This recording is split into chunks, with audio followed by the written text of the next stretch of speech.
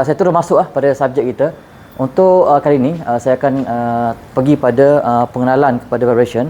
Untuk pengetahuan semua, untuk pengetahuan tuan-tuan, vibration yang kita akan belajar ni dia adalah asas. Saya tak expect saya tak jangkakan you all untuk solve complex problem, tapi saya jangkakan you all akan dapat tengok asas, belajar asas dia. Okey, belajar asas ni, which is kita akan tengok ada 4 perkara. Pertama, untuk hari ni sampai pukul 5 ni kita akan tengok the basic concept of vibration, and second one is kita akan identify ada beberapa jenis motion, yang ketiga berapa jenis vibration. Vibration ada banyak jenis. Dan yang last one kita akan tengok the degree of freedom. Ada 4 perkara hari ni. Petang ni saya cuba dapatkan penerangan tentang semua benda ni. Cuma untuk basic kepada vibration ni, saya nak you all faham satu perkara. Kita ada physical dalam dunia ni lah. Kita ada physical dan kita ada motion. Dia dua berbeza. Physical ni melibatkan objek ataupun matter. M-A-T-T-E-R, matter. Matter ni adalah objek. Kalau bahasa dulu, kalau fizik saya ingat kita belajar jirim. Maksudnya kita ni semua ni adalah jirim, objek. Dan objek ini ataupun matter ini, dia bila dia move, dia akan ada motion dia. Either it move within itself, dalam saya ni saya bergerak kan, so this is my motion, ataupun saya bergerak the whole matter tu bergerak ke mana-mana saya nak pergi. So ada dua perkara. So mana ni kita ada kajian berkenaan dengan motion, pergerakan, dan juga kajian berkenaan jirim itu sendiri. So kita akan masuk dua-dua lah. We need to look at both.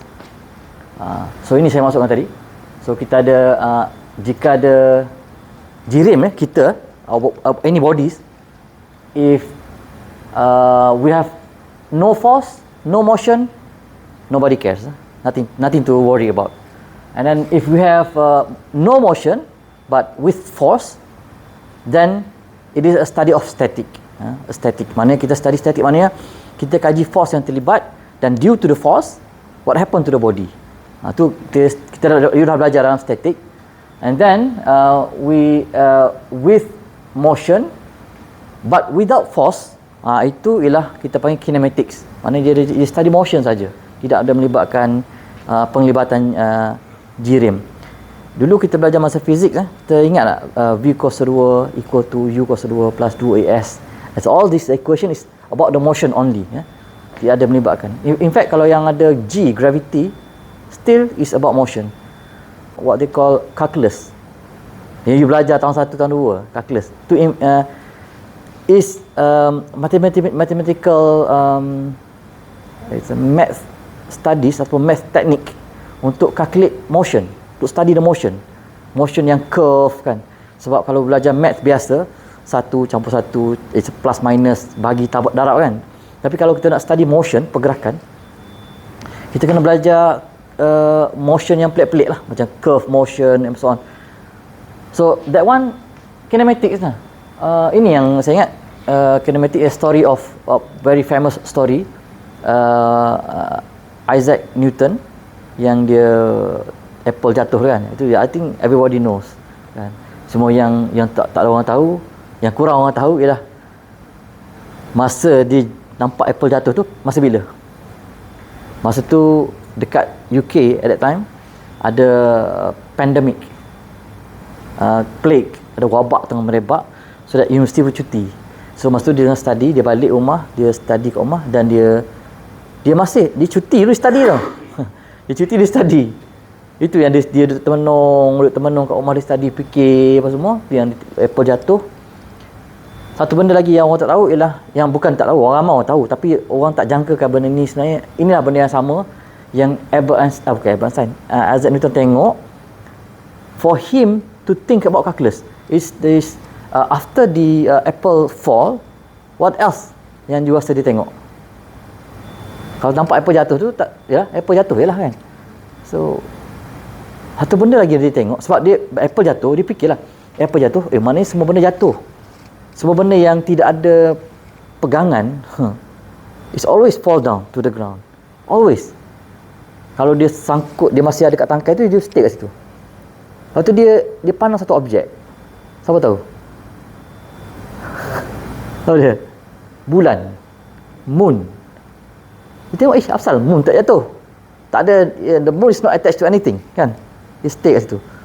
So dia tak jatuh. So dia fikirlah, dia fikir, dan itulah dia tengok, baru dia faham rupanya bulan tu sebenarnya jatuh juga, tapi because of the speed of the moon travel so fast, so that dia jatuh tu serentak dengan pusingan, dengan hal laju dia tu terlampau laju, berpusing sekitar bumi, menyebabkan dia tak jatuh ke bawah, dia jatuh sekitar bumi, around the earth. Okay. So sama macam case kalau kita tembak cannon ball kan, if we if the cannon ball have enough energy, when kita boleh letupkan dia akan pergi jauh, lagi laju dia pergi, lagi jauh dia pergi kan. So sampai satu tahap kalau kita tembak dengan daya yang lebih laju, menyebabkan dia boleh pusing satu dunia tanpa jatuh. Dia pergi, dia tak jatuh. Dia follow je floor, the earth floor kan, follow je dengan kelajuan tu lah. Dan itu membuktikan bumi tak flat lah. It's not a flat earth lah. Because if we fire the cannonball kan, it always fall down until some point it will move at that velocity until it come back to the same position. Tembak sana, dia tunggulah sekejap, dia datang balik. So pusingan tu ialah satu hari lah, the whole day lah.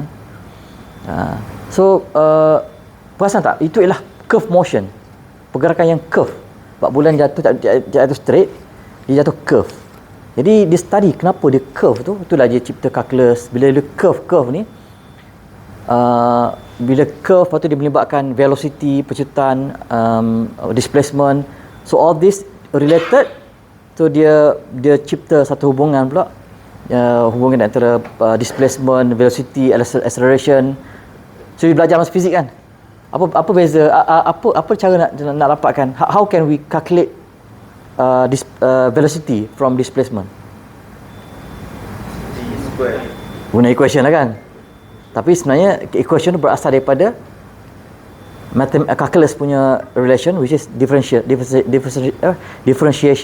If you have equation of motion, equation that describe the kinematics, displacement ni lah over the time, lepas tu you nak calculate velocity dia, you just differentiate, you dapat velocity, you differentiate sekali lagi dapat acceleration lah. Dapat acceleration. So maknanya dia pergerakan displacement along the line over the time, you differentiate dua kali, you dapat acceleration. Why I mention this? Because this actually in the slide after this. So all that thing, the calculations to get the velocity, the accelerations, all in the kinematics lah. Dia tak melibat dalam equation tu, tak melibatkan langsung physical, mass, size, geometry, body, tak ada kat situ. Tak melibatkan. Density ke apa, tak ada terlibat. Jadi hanya terlibat dengan. So itulah kajian kinematics. Tapi kalau kita tengok extension for that, kalau kita termasuk dengan force, so then we call it a study of dynamics. You study dah dynamics, belajar dah kan. Dia termasuk inertia kan. Inertia ni bukan mass saja, bentuk geometri pun ada melibatkan kesan dia juga. Contohnya kalau bumi solid lain, bumi yang hollow lain, bumi yang di mana luar dia ada crust, hard solid soil, kat tengah dia ada metallic metal yang cair pun lain pusingan dia. So it's about the dynamics of the earth is depend on the what happen in the what's the content inside the whole earth tu. So itu mana-mana melibatkan force lah. Sebab bila dah melibat lain isi kandungan metal tu, so dia menghasilkan force yang berlainan lah.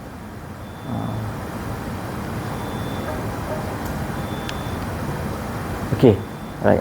So ni kajian. Okay, so untuk benda ni, dynamics ni, motion dia ada terbahagi pada banyak motion lah. Bila kaji pasal dynamics, ada banyak motion. Satu linear motion, either we go straight or we go up and down straight in linear. Force dengan motion tu linear. Tu satu keadaan. Ataupun dia non-linear. Ataupun dia bergerak dalam bentuk harmonik berulang-ulang, ataupun motion yang based on time. Yang atas tu force dengan motion. So mana force meningkat, motion akan berubah, whatever lah. Tapi kalau case yang harmonic motion ni, dia sentiasa berulang-ulang motion dia dengan force yang sama, dia akan repeat the motion itself. Tu maksudnya harmonic. Nanti kita akan tengok lah macam mana bentuk harmonic ni. So dia nak beritahunya, kita interested on to study the harmonic motion, because harmonic motion atau arbitrary motion ni dia over time. Kalau yang lain tu dia macam dynamics ni, dia tak melibatkan masa sangat. Mungkin ada yang melibatkan masa, tapi dia tak adalah berulang-ulang, dia mungkin dia straight je. Okay. Alright. Okay. So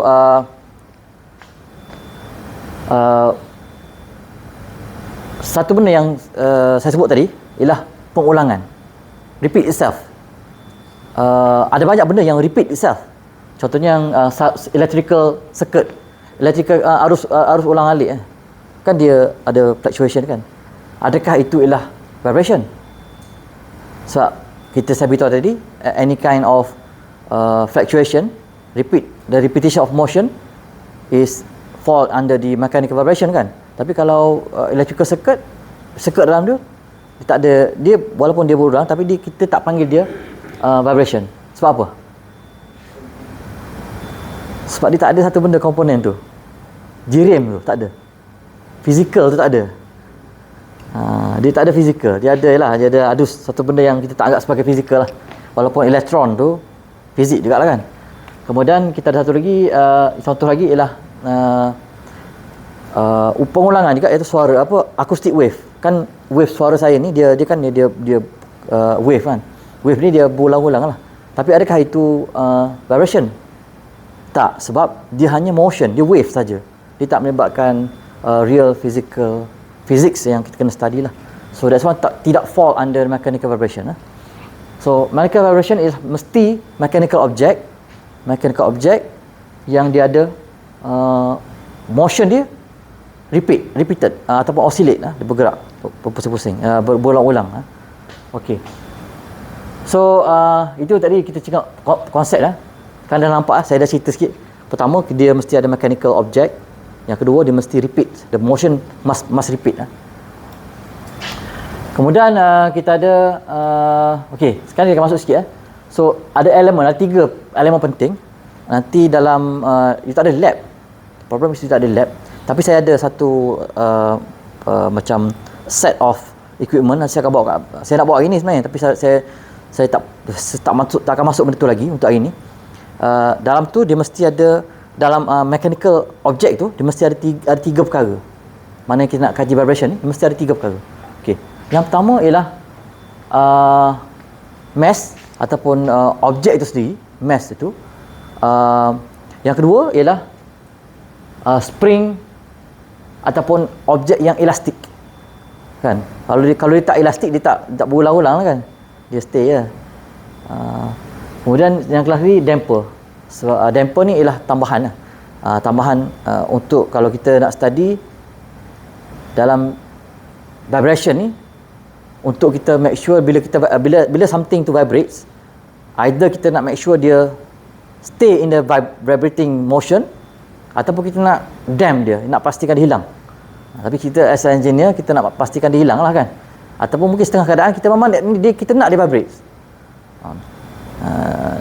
So kalau kita tak nak dia vibrate, kita reduce the damper. Tapi of course damper ni penting lah dalam kajian kita.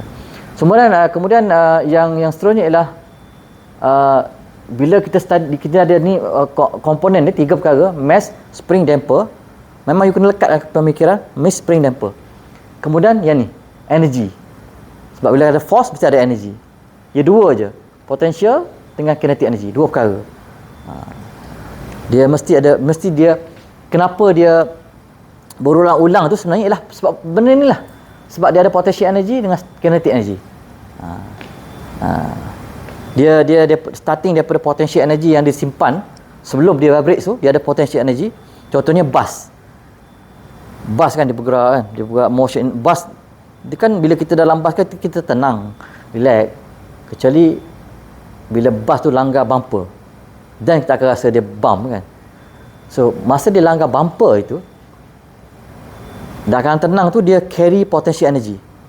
Okay, so bila dia langgar bumper tu dan ia in motion, bila start je in motion, the potential energy convert into kinetic energy. Okay, dan after dia pass the bump tu, that kinetic energy convert back to potential energy. And kalau ada energy lain lagi, kalau kita tak dam, kalau kita tak pindahkan that kinetic energy itu into something else, dia akan balik kepada kinetic energy balik. Dia start daripada potential energy, pindah pada kinetic, lepas tu pindah pada potential, lepas tu pindah balik kepada kinetic energy. So this kind of motion, kalau kita tak ambil energy ni, buang ke tempat lain, dia akan stay kat situ lah, dia akan vibrate. That's why kita kena ada damper. Damper tu sebenarnya kita nak remove kinetic energy tu ke tempat lain. Ke mana biasanya? Kepada heat ke, sound ke, kan? Dua-dua perkara lah, mana-mana. Pertama repetition, yang kedua ialah 3 objek yang kita kena ingat, dan lagi ialah energy. Okay, ini motion. Tadi tu basic vibration. Sekarang ni ialah saya cerita pasal motion. Motion. Okay, saya cerita pasal motion. Tengok kalau force ni ialah sejenis harmonic motion. Harmonic motion. Up, down. Dia satu circle. Cuma dalam bidang vibration ni, you mesti ingat bahawa kita ada dua jenis representation. Pertama ialah dalam bentuk translational, sebab bila dia vibrate over the time, dia akan macam itulah kan, dia gerak ke sana ke depan lah. Sebab masa bergerak kan, so the motion akan bergerak ke depan. Tapi kalau kita remove the time so that you akan nampak dia sebenarnya dalam bentuk bulatan. Up, down, up, down, up, down. Itu dia. So macam itulah, macam tu. Yang sederhana tu. Ni. Dia sebenarnya dia bergerak up and down.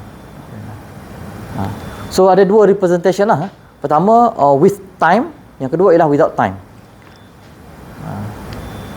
Tapi equation dia sama je, iaitu ni. Nampak tak equation dia?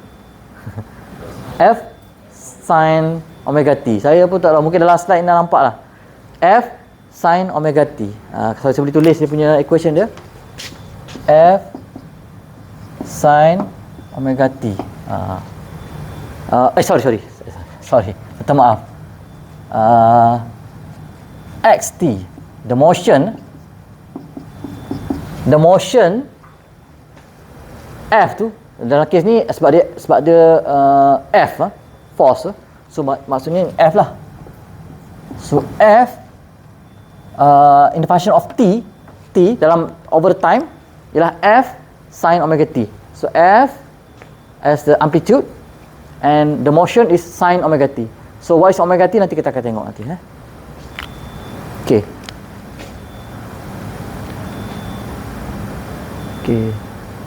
Ni saya ada sebenarnya alat test rig untuk tunjukkan dia punya up and down motion tu.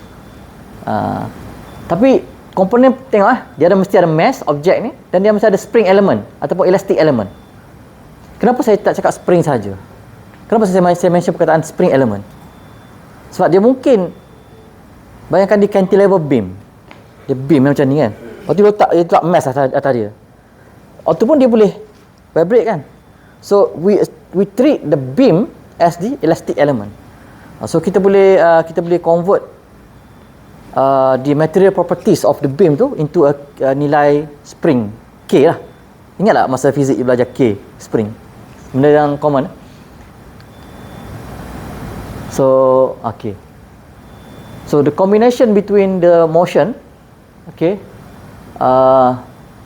and the mass tu, dan kita jadikan sebagai, kita, as mentioned just now, before this, is vibration lah, vibration. So, ada dua motion, satu over the time, satu lagi dia over the circular motion. So, omega T tu ni, inilah angle dia. Ingatlah, bila kita berbicara berkenaan dengan sin, sini angle lah kan. So angle apa? Omega T. Angle tu lah. Dia pusingan tu. So kalau sini ni, pi, maksud dia half kan. Kalau 2 pi, fully lah. Fully. So dia always repeat itself. Yang bezanya kat sini. F, amplitude dia. Alright. Simple je. Nampak macam simple setakat ni. So maknanya, so kalau kita tengok sini, dia full circle, dia full cycle, dia full cycle ni. So ni pun akan full cycle juga. Okay, so faham So itu. Okay, saya skip ni. Okay, now kita pergi pada tadi tu contoh. This is the equation, this is the example of force over the motion. Force with a motion, sign. So sekarang ni ialah coordinate. Coordinate pula. So kalau coordinate, sekarang dia tak ada force, tak ada melibatkan force, hanya coordinate sahaja. So force kat mana terlibat dalam kes ni? A. Dia akan memberikan impact pada A tu. Kalau force tu besar, A tu mungkin akan besar. Tapi the whole thing is sign. Maknanya sign tadi lah. Ni maksudnya dia akan you boleh bayang lah motion yang circular motion tu, dan A lah amplitude dia. So xt lah coordinate lah. Coordinate x, nilai x kalau kita pada paksi y lah kan, pada paksi y tu coordinate x dia tu, coordinate nilai x, amplitude lah, amplitude over the t. So ini yang saya masukkan mathematical description tu. Mana kita convert the motion into mathematical description. Bila saya sebut macam ni, you boleh bayang dah. As a mathematician biasanya dia boleh bayang lah. Kalau equation macam ni, itulah motion dia macam tu. Kalau ke depan dia macam tu, ke depan dia vibrate. Ini kita panggil simple harmonic motion. A simple harmonic motion. Kalau satu ni. Dia ada complex harmonic motion. Nanti kita akan tengok. Okey. Ni simple harmonic motion. Mana tadilah xt lah displacement dia. Coordinate lah. Coordinate dia over the time lah. Coordinate dia, displacement dia. Maknanya dalam unit meter lah. Dalam unit meter. Okey. So untuk ni kalau dia lagi jauh, lagi banyaklah dia cover the displacement tu kan. Dia up and down kan. Sebenarnya kalau dia vibrate laju, lagi banyak displacement dia, banyak displacement dia. Lagi jauh dia pergi. Okey. Cuma dia walaupun M tu nampak besar, tapi stay dekat sana, tempat yang sama. Okey. Dan A lah amplitude dia. Omega ialah angular velocity, angular velocity. Ingat this is angular velocity. Angular velocity. So kalau angular velocity darat dengan T dia apa? Omega ialah angular velocity. Apa angular velocity ialah radian per second lah. So this one times T equal to angle lah. So jadi betul lah angle tadi lah. Ya, angle tadi.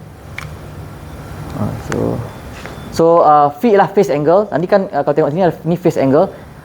Kita masukkan dulu benda ni. Buat masa ni kita tak tengok lagi the relation between the phase angle ni.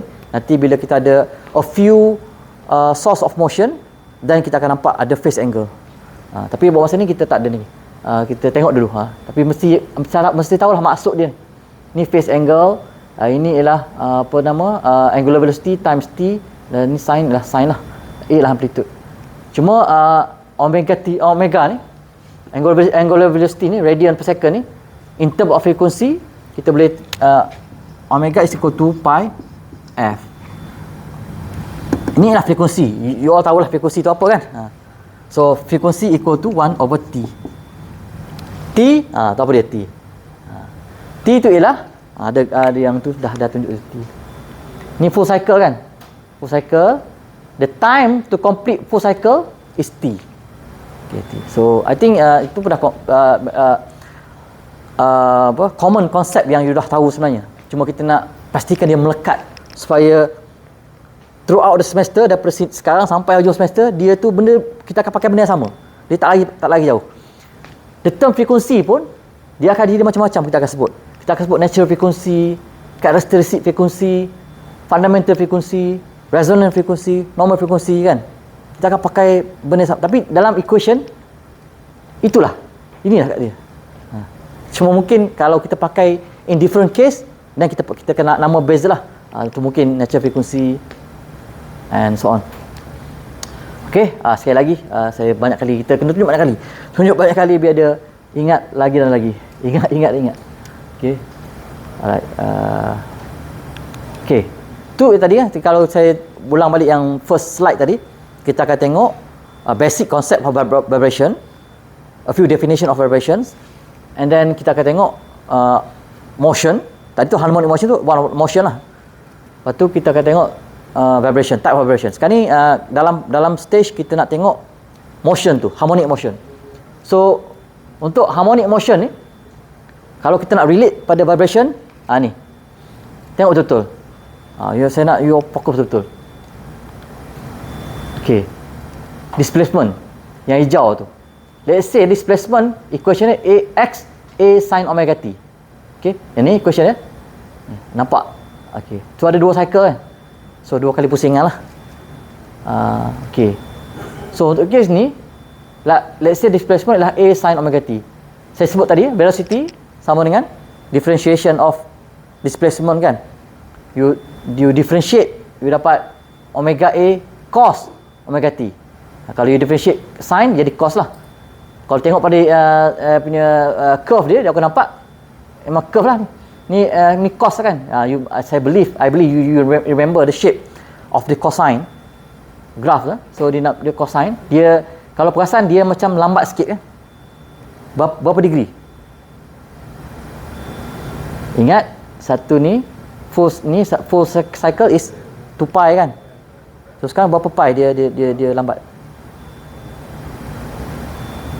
Half pi kan. Betul. Ni kan ni nak bawa sini. Senang tengok sini lah. Separuh kan. Half pi. Satu ni pi. Ni pi. Satu bump ni pi.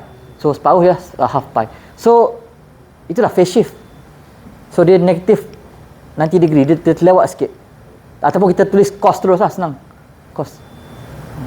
Tapi kalau pas tadi cos bentuk dia agak sedikit, dia agak terlewat. Velocity ni agak lambat daripada displacement, tapi tengok pada amplitude. Nampak dia makin besar kan makin kecil berbanding dengan yang displacement. It's larger kan? Always larger because omega times A amplitude. Always larger. Okay. Kemudian kalau kita differentiate sekali lagi, kita akan dapat acceleration lah. So for this case acceleration, jadi dia cos. Saya dah bagi cheat sheet kan dalam grup WhatsApp tu. Mungkin ada yang tak masuk lagi. Ada yang tak masuk WhatsApp lagi? Tak masuk semua grup WhatsApp Dalam tu ada saya bagi cheat sheet. Dalam tu dia melibatkan trigonometry. Trigonometry tu conversion dia, maknanya kalau cos sin kepada cos, differentiation dia kan.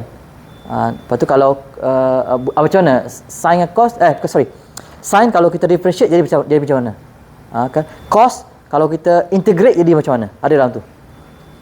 Okey, tapi you kena hafal lah. Akan ada banyak nanti depan kita kena buat matematik macam tu.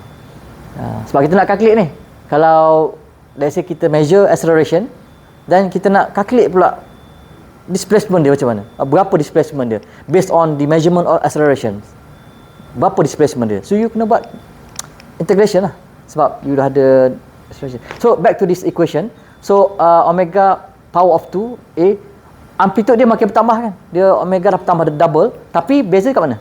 Negative sign. So which is dia sebenarnya dia terbalik daripada asal displacement tu. Tapi with larger amplitude.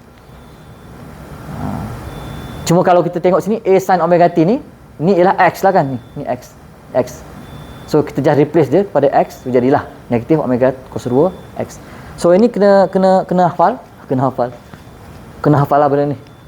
Ada satu file saya bagi, satu file dalam WhatsApp juga. Ni ialah compilation of the file, work file tu. So dalam ni semua dia all this mathematical representation ataupun calculation on the mechanical vibration, starting from tak silap saya daripada single degree kepada multi degree force vibration sampai continuous lah, sampai continuous system. So kita akan tengoklah benda tu. Dia ni dalam nota ni pun ada macam ni. Okay, so ni Tacoma Bridge. You pernah dengar ke Tacoma Bridge? Ada yang pernah dengar, ada tak pernah dengar? Bagi yang tak pernah dengar, Tacoma Bridge ialah satu peristiwa, satu binaan tak ada gambar. Kalau ada gambar best tengok. Dia adalah satu bridge, jambatan yang dibina pada tahun 1940. Tapi masa tu dibina tanpa ada pengetahuan tentang mechanical vibration. Dia tak study tentang natural frequency of the bridge. So whatever buildings yang kita bina, mesti kita tahu natural frequency dia. Tapi untuk kes ni dia tak calculate natural frequency, menyebabkan bila ada external force such as wind force, dia lalu dekat jambatan tu, dan the frequency of the wind ataupun external force tu yang kena kepada bridge tu sama macam natural frequency bridge itu, menyebabkan dia berlaku resonance. Dia jadi macam soalan macam kita, dia kalau kita tengok wave kan, kalau di pantai ada dua wave, dia bergabung dua, dia jadi besar. So macam itulah. So bridge dia dah ada natural frequency sendiri, which is every object dia just vibrates. Cuma kita nampak tak nampak lah vibration dia. So kalau kita ada satu external force datang dan dia match dengan kita, jadi ni. So ialah kalau dunia mistik kalau dunia mistik kalau kita as a human, kita ada natural frequency kita sendiri, so that we can see us is we have a same natural frequency, but another object dalam bentuk frekuensi berbeza, kita tak nampak dia lah. Kalau kita boleh match the frequency, dan kita boleh nampak. Tapi itu melibatkan frekuensi frekuensi spektrum light, cahaya, spektrum cahaya lah. Spektrum cahaya, mata kita boleh lihat daripada RGB, spektrum merah sehingga spektrum biru. Di luar dia tak nampak kan. Kalau tengok rainbow kan, itulah spektrum yang terlampak sebenarnya, warna-warna yang terlampak. Di luar pada tu tak nampak lah. So itu kalau mata. Kalau telinga, daripada 20 Hz sehingga 20,000 Hz. So lebih daripada tu kita tak dengar lah. Tapi untuk setengah-setengah umur, macam umur baby, dia pass that range. So dia nampak apa kita tak nampak, dia dengar apa yang kita tak dengar. So samalah. Tu frekuensi lain. Tapi saya nak cerita ni natural frekuensi. Tapi maknanya frekuensi tu sendiri dia mencerminkan fizikal tu, dia gambaran kepada fizikal itu. Tu frekuensi. Setiap benda ada frekuensi dia. So kalau dia tak study frekuensi ni, menyebabkan dia angin datang, berayun dan rosak. Tak nampak, sayang. Saya kena check dia kenapa dia tak nampak. Ataupun mungkin dalam ni saya tak masukkan link kepada dia. Tapi ni itu adalah ini contoh kita boleh simulate lah any kind of object. Kita boleh simulate. Saya nanti mungkin minggu depan lah saya akan bawa saya punya mesh saya tu. Any mesh kita gantungkan dengan spring. Kita bagilah force banyak mana pun supaya dia bergegar, dia berayun. Dia akan berayun pada frekuensi yang sama. Bagilah force besar ke kecil ke, dia akan bergayung macam tu. Cuma bezanya amplitude besar kecil lah. Kalau bagi force besar, besar lah. Tapi dia frekuensi sama je. Dia akan habis, dia akan dam sendiri. Tapi kalau lagi besar objek, dia akan stay. Nanti kita akan tengok equation ni. Natural frequency omega n equal to K over M. Kita akan tengok equation ni. Pernah jumpa tak equation ni? Pernah kan? Saya rasa you pernah ni. K over M. K apa? Spring stiffness. M mass. So the larger the mass, apa jadi? Omega n akan jadi kecil kan? Kecil. Omega kecil. Kalau ni besar, omega n akan jadi besar. Okey. Sebab saya cerita ni sebab dekat proton dulu, saya di proton.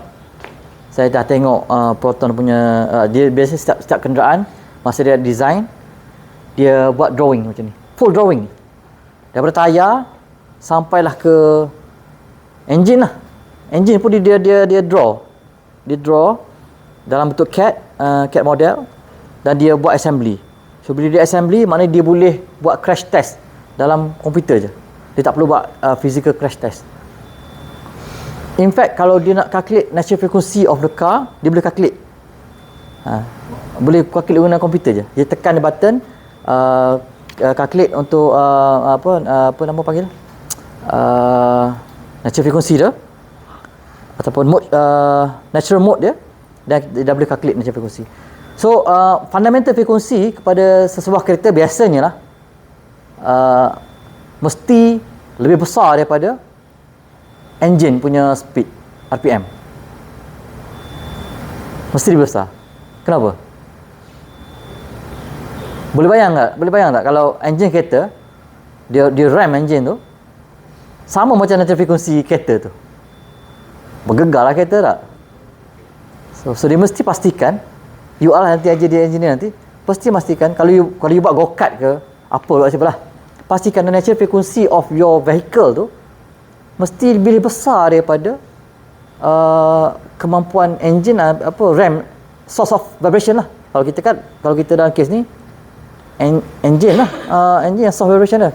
Satu lagi jalan raya.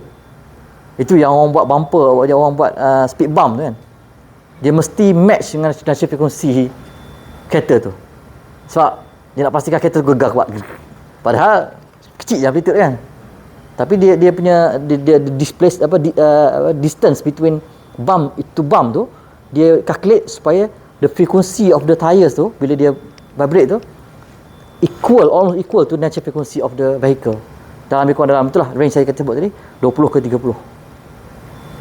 Kalau engine RPM, kalau 2000 RPM berapa frekuensi? Jadi ada boleh calculate tak? Sorry, saya silap tadi. Natural frequency mesti rendah, lebih kecil daripada source of vibration engine. Kalau besar payah, susah. Maknanya kalau besar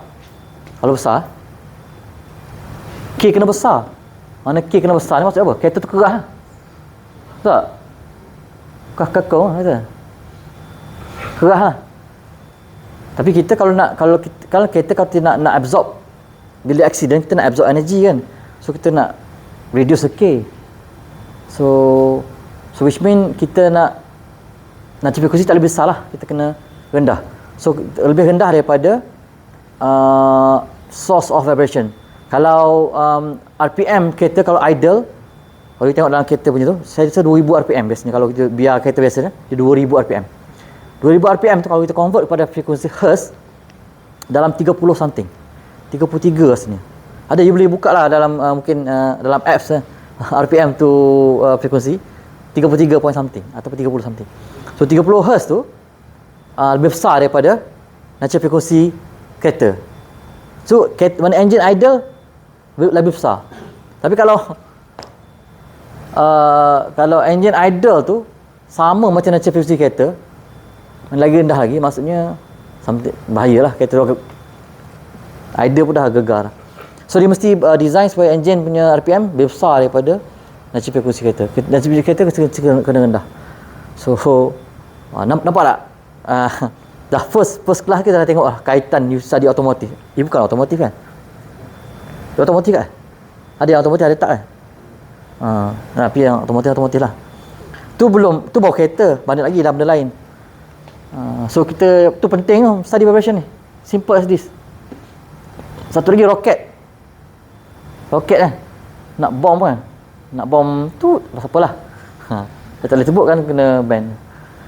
Nak bom salah apa? Bila roket tu dia lancar, bukan bom lah. Kita nak pergi ke bulan lah. Bom ni pelik kan, kita nak pergi ke bulan. So along the way tu kan, dia mesti pass through the vibrations whatever. So the vibrations kita mesti pastikan the natural frequency of the object mesti lower than any possible source of vibration, so that dia tak mengganggu motion of the kita punya rocket lah, projectile rocket tu. So that's why we kena design, make sure that kena design omega n, kena pastikan betul-betul ni lah. Okay, rasa dah almost finish slide kita ni. Okay, sikit lagi. Periodic motion. Ni periodic motion. Dia berulang-ulang, dia periodic. Ni kajian melibat motion. Kemudian kita ada ni non-deterministic. Kalau periodic dia berulang-ulang. Kalau jenis macam ni dia tak berulang lah. Dia random in nature. Tapi tak tahulah. If we can extend the the graph ni, kita mungkin akan dapat pengulangan dia. Pengulangan dia. So pengulangan dia mungkin berlaku kat sini. Lepas pada window ni. So kita tak tahu. Tapi kalau dalam kes macam ni memang dia nampak macam random lah. Okey. Kemudian kita ada chaotic motion, gabungan antara harmonic motion dengan harmonic dengan random signal. Kita akan jadi chaotic. Biasa dalam particle inilah motion dia, chaotic motion. Ini ialah transient motion, which is dia harmonic motion at the end, tapi in the beginning dia ada satu force atau impulsive force atau impulse yang besar sikit, dia bagi pop, lepas tu dia at the end dia akan habis pada harmonic motion. Ini kita panggil transient motion lah. Kita akan ada ni part transient. So untuk kes ni ialah mungkin ni equation ni. Mungkin equation F sin omega t ataupun A sin omega t kat sini ujung ni. Tapi kat sini dia ada equation lain. Ada equation lain. Nanti kita akan belajar lah. Memang kita kena generate equation ni. Ni nak bits. Bits ialah bila mana frekuensi dia dekat-dekat. Ada dua frekuensi yang sama. Ya, close to each other. Okay. So dia akan jadi bit lah. Dia akan bit.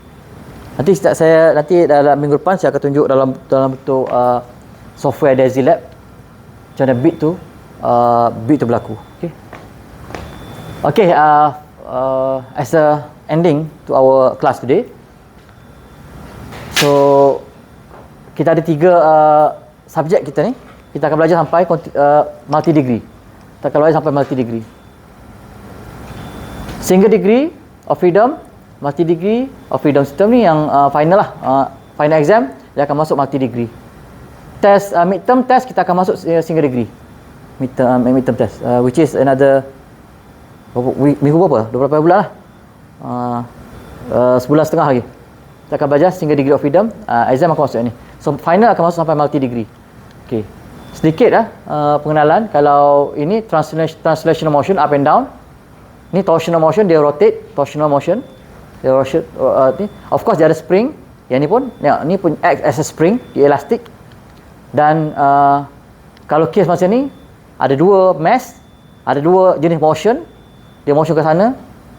Ni pun ada motion juga. So ni lah 2 degree. 2 degree of freedom.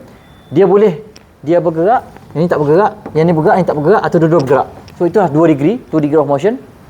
2 degree of motion also consider this one. Ada 2 ni, 2 mass, ada 2 spring, pun 2 degree of motion. Dia pun bergerak independently.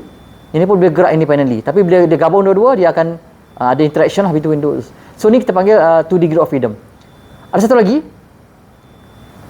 satu mesh, dia ada motion up and down, ni pun up and down, tapi dia sendiri dekat centroid ni dia pun ada motion juga. So ada 2 degree. 1 degree of X, 1 degree of motion yang. So ini yang 3 degree of freedom. Biasanya ada 3 objek lah. So 3 degree. Kita akan belajar multi degree sampai 3 degree je. Kalau nak lebih, beritahu lah. Okay. So ni continuous lah. Continuous ni nantilah, ni advance lah. Advance ni biasa simulation saja. So kita takkan go through lah. Di mana ni macam mana kalau beam ni dia treat as infinite numbers of node. Banyak. So yang ni saya tinggalkan kepada anda untuk tengok. Nanti saya akan bagi slide. You tengoklah nanti.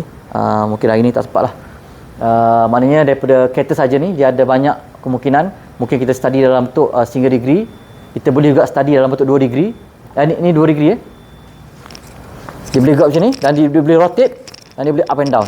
So 2 degree. Dan kita juga boleh study dia dalam bentuk multi degree. Sebab tayar tu, in between tayar dua car pun ada spring.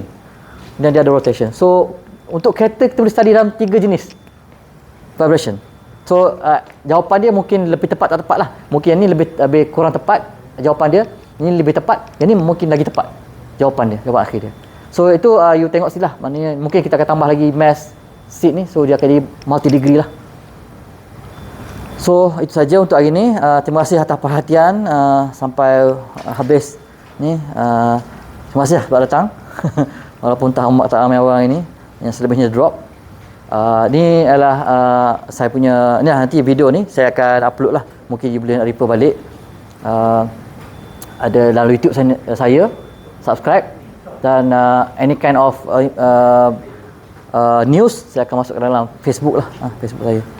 So itu saja untuk hari ini. Terima kasih banyak. Kita jumpa lagi minggu depan. Assalamualaikum.